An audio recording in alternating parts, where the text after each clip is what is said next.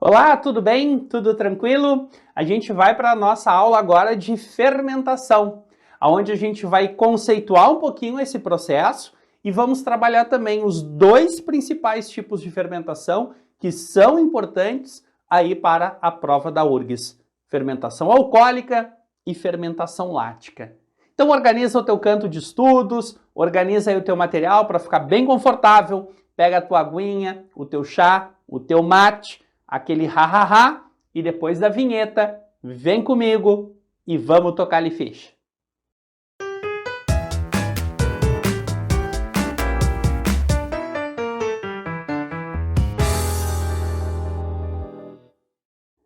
A gente começa caracterizando, conceituando o processo de fermentação. A fermentação ela é definida como uma degradação incompleta de um composto orgânico. Por que uma degradação incompleta? Porque a gente não vai conseguir retirar toda a energia daquela molécula orgânica. Então, quando a gente degrada uma molécula de glicose, por exemplo, em um processo de fermentação, eu não consigo retirar toda a energia que tinha presente ali.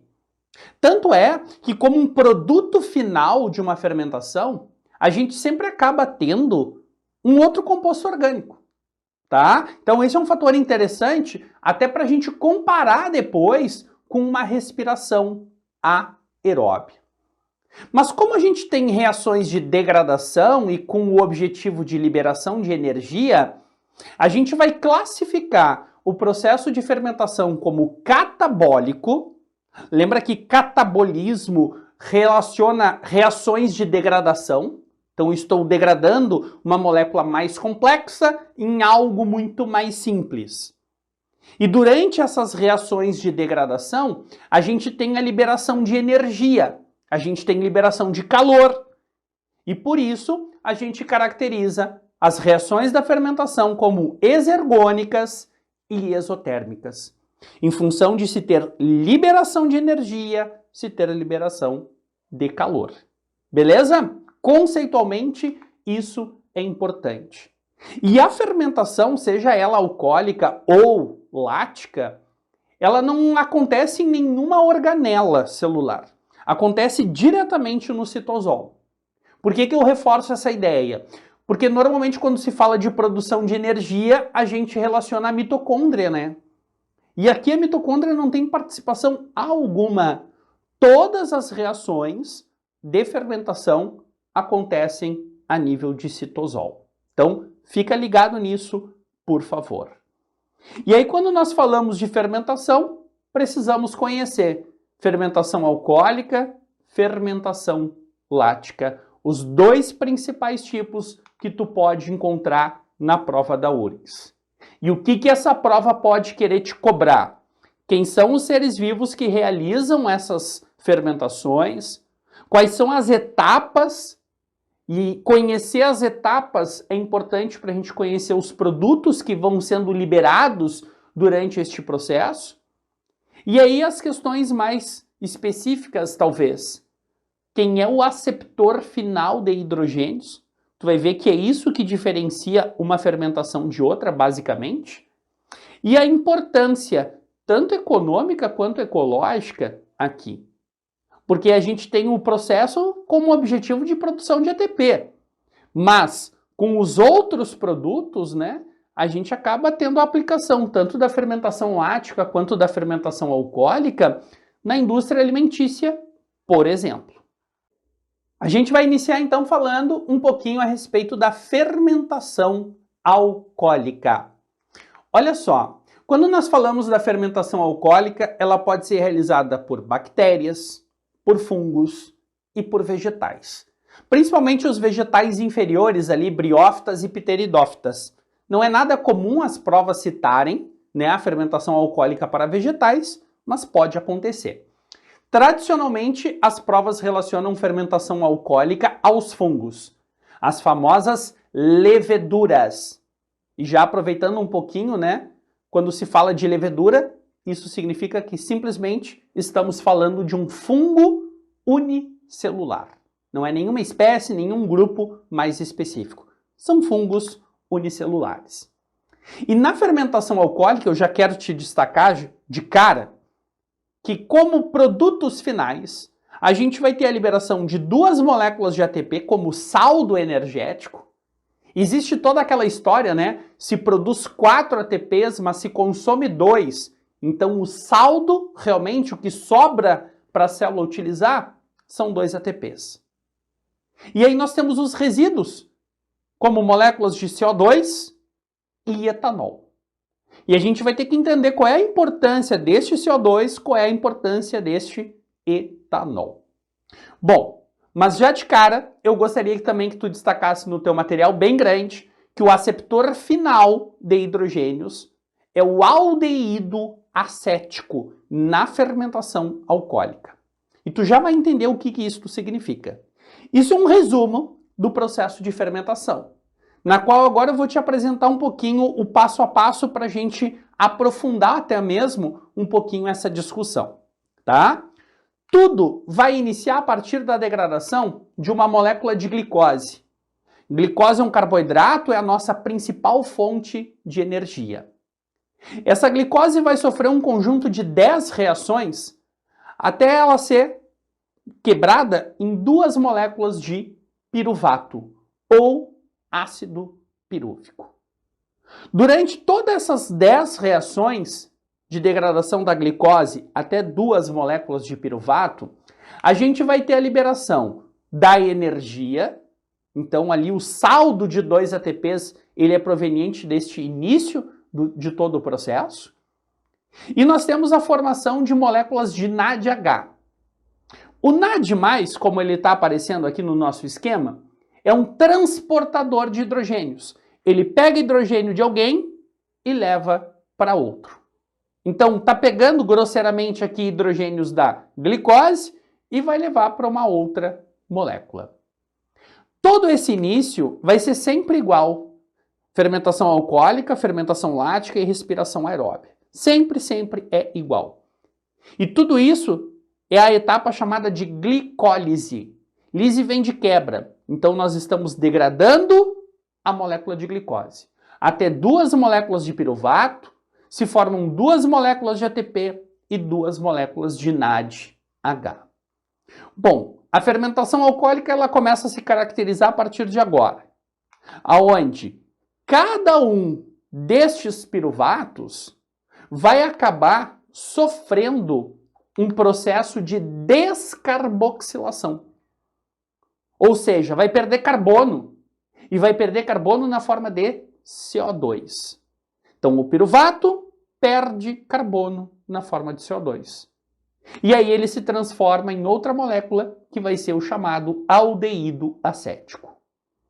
E são essas moléculas de aldeído acético que vão receber os hidrogênios da molécula de NAD. Lembra que o NAD lá na glicólise tirou hidrogênios da glicose e vai levar para alguém. Este alguém é o aldeído acético. E por isso o aldeído acético é classificado como o aceptor final de hidrogênios, porque ele recebe os hidrogênios do NAD. E o aldeído acético recebendo hidrogênios, a gente tem a formação de um álcool, que normalmente vai aparecer o etanol para ti. E aí nós temos todos os produtos finais do processo de fermentação alcoólica. O ATP, o CO2 e o etanol. Tudo bem? Tranquilo? E aí, claro, é importante a gente lembrar a aplicação desses produtos, né? Qual é a importância desses produtos da fermentação alcoólica? O ATP, o fungo, a bactéria estão produzindo para a obtenção de energia, para a manutenção do seu metabolismo. O CO2 é utilizado na produção de pães, de bolos. É o que faz a massa do pão, do bolo lá crescer. Em função da densidade da massa, ela prende esse CO2 e aí vai fazendo com que ela cresça, tá?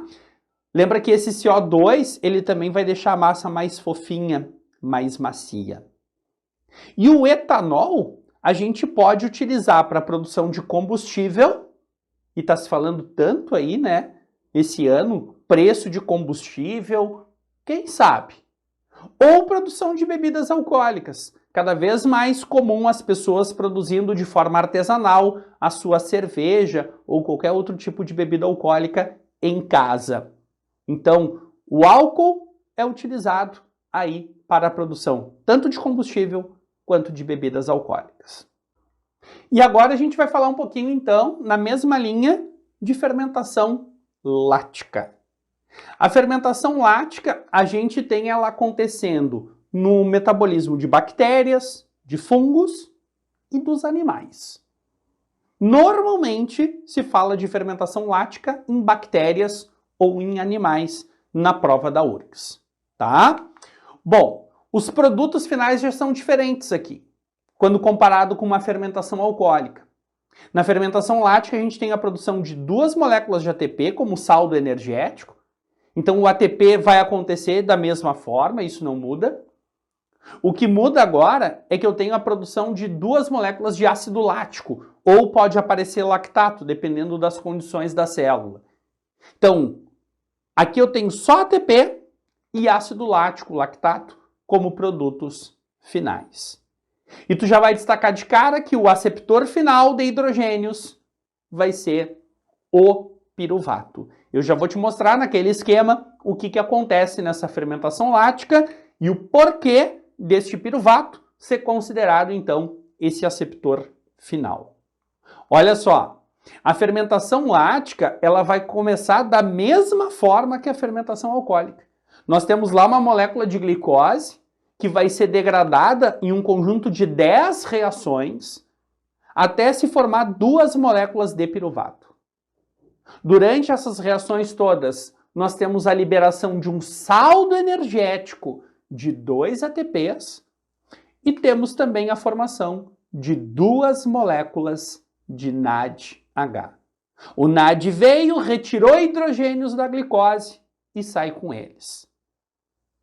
O detalhe é que tudo isso é igual. Eu já tinha te adiantado antes, lá na fermentação alcoólica. Essa base dos processos de metabolismo energético é sempre igual.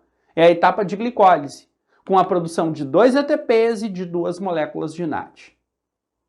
O que vai mudar é a partir de agora. O que acontece com esse piruvato? Lá na fermentação alcoólica, tu lembra que o piruvato sofria o processo de descarboxilação? Aqui ele não sofre. Aqui, o próprio piruvato vai receber os hidrogênios da molécula de NAD. Então, o NAD que retirou hidrogênios da molécula de glicose vai entregar esses hidrogênios para o piruvato. E como o piruvato está recebendo esses hidrogênios da molécula de NAD, ele é considerado o aceptor final de hidrogênios. E recebendo os hidrogênios, o piruvato se transforma em lactato ou poderia aparecer o ácido lático. Tudo bem? Tranquilo? E aí, a partir disso, a gente pode lembrar da importância desses produtos finais, né? O ATP, ele vem como uma estratégia de manutenção do metabolismo e o ácido lático, o lactato, eles são utilizados para a produção de derivados do leite. Quando a gente tem a fermentação lática no leite, pode aparecer para ti nas questões que vai azedar o leite, porque o ácido lático, o lactato, eles têm propriedade ácida, então acidifica o leite e promove a desnaturação de proteínas do leite. E aí isso cria aqueles grânulos, altera a consistência deste leite.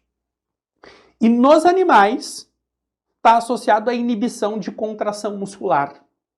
A produção de ácido lático pode levar à fadiga muscular. E essa fadiga muscular se caracteriza por ter inibição de contração da musculatura.